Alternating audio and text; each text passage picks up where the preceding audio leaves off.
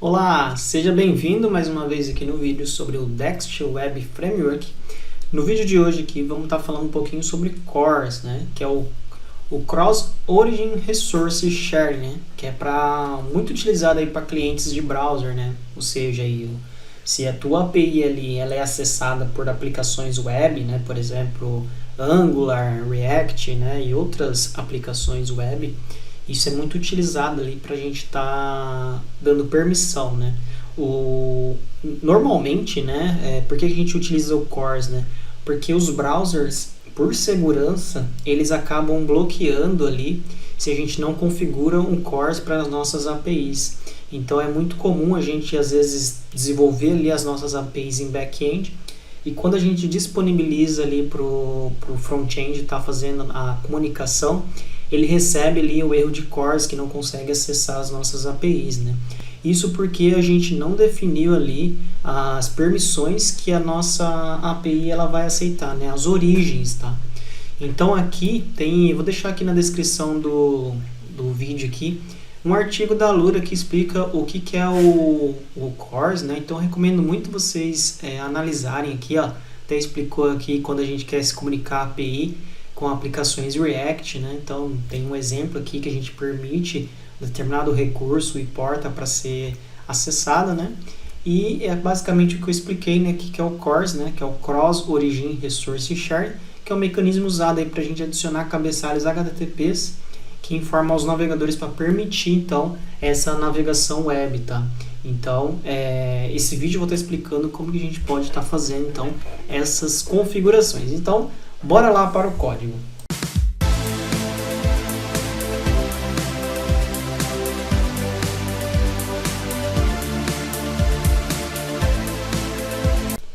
Bom, então eu já estou aqui com a nossa aplicação aberta, o nosso exemplo, que eu vou estar disponibilizando aqui para vocês. Mas antes disso, aqui na documentação oficial, explica como que faz para a gente fazer uma configuração rápida, tá? Tanto em ambiente de desenvolvimento e também em ambiente de produção, tá? Então, assim, no ambiente de desenvolvimento, é normal a gente deixar sempre habilitado o geralzão, né? Justamente para facilitar ali os testes, tá? Mas quando a gente vai para uma configuração de produção, é muito importante a gente configurar aqui somente, então, as aplicações que vão ter acesso, então, às nossas APIs, né? Então, aqui a gente consegue permitir aqui determinado API, né? Determinada aplicação, melhor dizendo. Aqui os métodos que vão permitir e também os cabeçalhos que a gente permite. Ou seja, eu só quero permitir que tenha ali cabeçalhos que contém o content type ou authorization, tá? Então ele consegue trabalhar aí dessa forma, tá? Também tem a questão de cache ali, que ele também utiliza. E aqui outros métodos que a gente pode estar utilizando, tá? Então, assim, problema muito comum que você vai encontrar ao utilizar aqui o Next é a ordem que você vai estar utilizando e configurando o teu CORS, tá? Então, ele é sempre antes de você estar criando, então, a tua rota, tá? Se você acabar fazendo de forma invertida, né? Primeiro a rota e depois o CORS, é muito provável que você vai receber aí um erro aí de access control origin, tá? Então vamos lá, vamos aqui para o exemplo, para vocês entenderem. Aqui eu criei uma API bem simples aqui, /API /CORS. E como que a gente faz para configurar então o CORS? Nesse caso, eu estou configurando um CORS no desenvolvimento, ou seja, permitindo toda a origem, todos os métodos, todos os cabeçalhos, tá? Então a gente basicamente pega o builder da nossa aplicação, .useCORS, e aqui dentro a gente cria então o nosso CORS Options passando as propriedades, beleza? Então vamos lá, vamos rodar então esse camarada aqui. Vocês vão ver que vai estar rodando na porta 8080.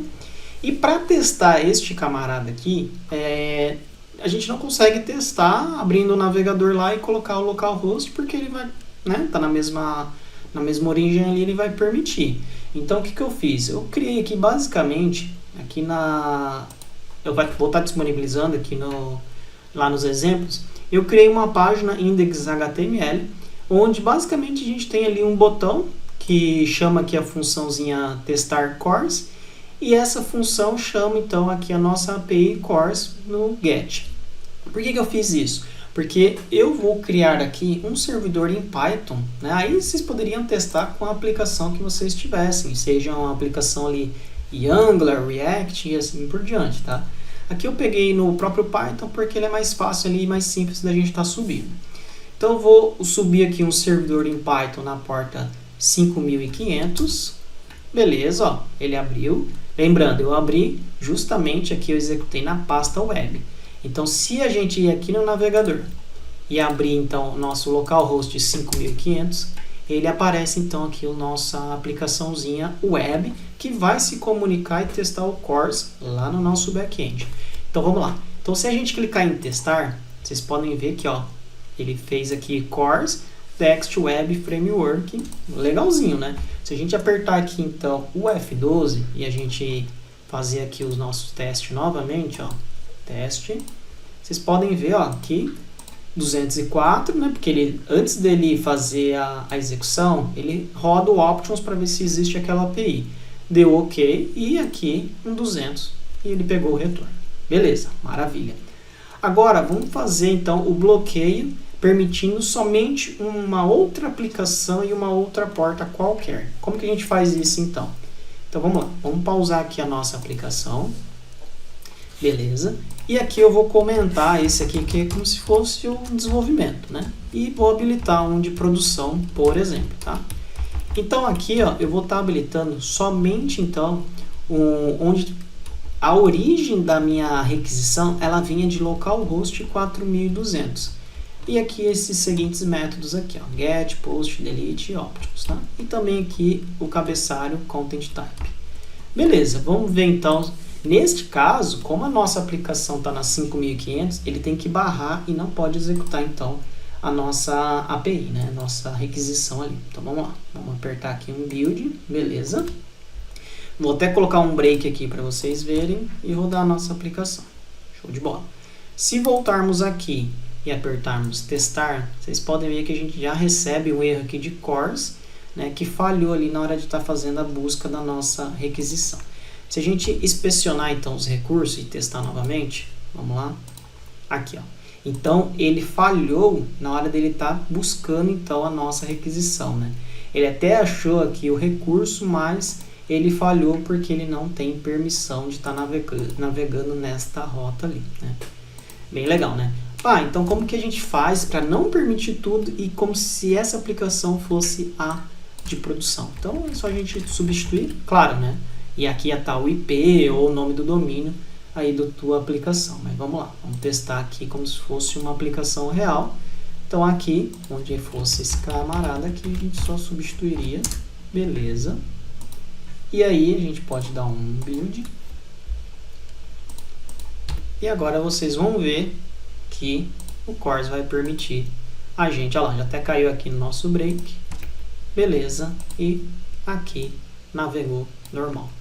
Bom, então esse aqui é um pouquinho do vídeo do CORS, claro, né, expliquei bem básico aqui alguns recursos, mas ele é muito útil aí você estar utilizando, principalmente se vocês estiverem nesse cenário onde vocês vão estar construindo APIs para as tuas aplicações web.